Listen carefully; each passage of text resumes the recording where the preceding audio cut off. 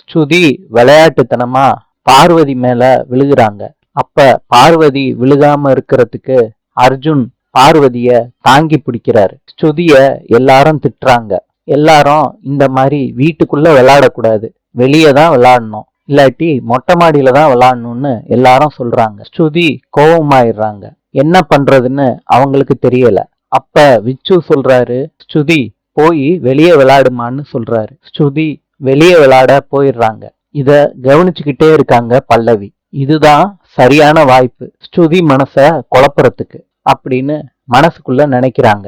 அஜய் குடிச்சுக்கிட்டு இருக்காரு. கண்ணன் அட்வைஸ் பண்றாரு, அண்ணா இந்த மாதிரிலாம் குடிக்காத, குடிக்கு அடிமையாயிருவேன்னு சொல்றாங்க. சர்ரா கண்ணா, நான் குடிக்கணும்னு குடிக்கலடா, அன்னைக்கு பார்ட்டி நடந்துச்சுல்ல, அப்ப பாட்டில் கொஞ்சம் மிச்சமாயிருச்சு, அதனாலதான் வேஸ்ட் பண்ண வேணாமேன்னு குடிக்கிறேன். சரி அண்ணா, குடிக்கிறதுக்கு ஏதோ ஒரு விஷயத்த சொல்ற, சரி போ. அண்ணா, எனக்கு உன் ஐடியா தேவை. பல்லவிய எப்படியாவது இம்ப்ரெஸ் பண்ணணும், அவ கூட என்னால சேர்ந்தே வாழ முடியல. அதுக்கு அஜய் சொல்றாரு, கண்ணா நான் சொல்ற ஐடியா எல்லாம் உனக்கு ஒத்து வராது, ஆனாலும் நீ கேக்குற, நான் சொல்றேன். நீங்க ரெண்டு பேரும் சேர்ந்தாதான் பல்லவி உன்னைய ஏத்துப்பா. அதுக்குத்தான் நான் உன்கிட்ட ஐடியா கேக்குறேன்.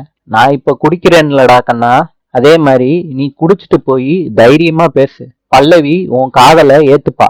சரிண்ணா, அன்னைக்கு கூட குடிச்சிட்டு தைரியமா பேசினேன், அதே மாதிரி இன்னைக்கும் குடிச்சிட்டு பேசுறேன்னு குடிச்சிட்டு கண்ணன் நேரா பல்லவி ரூமுக்கு போறாரு. பல்லவி ஸ்ருதி கிட்ட சொல்றாங்க, பார்வதிக்கு இன்னொரு குழந்தை பிறக்க போகுது, அதனாலதான் உன்னை யாரும் கேர் பண்ணிக்க மாட்டேறாங்க, அதனாலதான் உங்க அம்மா கூட நீ பேசிக்கிட்டே இருக்கணும்னு தான் உங்க அம்மாவை ஸ்கூல்லே சேர்த்து விட்டேன் அப்படின்னு பல்லவி சொல்றாங்க ஸ்ருதி கிட்ட. ஸ்ருதி சொல்றாங்க, எனக்கு தெரியாத ஆன்ட்டி, ரொம்ப தேங்க்ஸ், எங்க அம்மாவுக்கு நீங்க கால் பண்ணி கொடுக்குறீங்களா அப்படின்னு கேக்குறாங்க.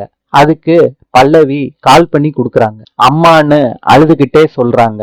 அதுக்கு கவிதா சொல்றாங்க, அழக்கூடாது பாப்பா, அம்மா நான் இருக்கேன்ல, நீ போனை சித்தி கிட்ட கொடு. ஸ்ருதியும் பல்லவி கிட்ட போனை கொடுக்குறாங்க. பல்லவி சொல்லுங்க காவியான்னு சொல்றாங்க. அதுக்கு காவியா சொல்றாங்க, கொஞ்சம் பாப்பாவை அளவிடாம பாத்துக்கம்மா. சரிங்கக்கா, தேங்க்யூன்னு காவியா சொல்றாங்க. போனையும் வச்சிடுறாங்க ரெண்டு பேரும். பல்லவி சொல்றாங்க, ஸ்ருதி அழாத, அதான் நாளைக்கு வந்துருவாங்கல்ல அம்மா, நாளைக்கு பாத்துக்கலாம், அழாம இருமா அப்படின்னு கண்ணீரை தொடச்சு விடுறாங்க. அந்த பொண்ணுக்கு ஆறுதலாகவும் இருக்காங்க பல்லவி. நாளை சந்திக்கலாம்.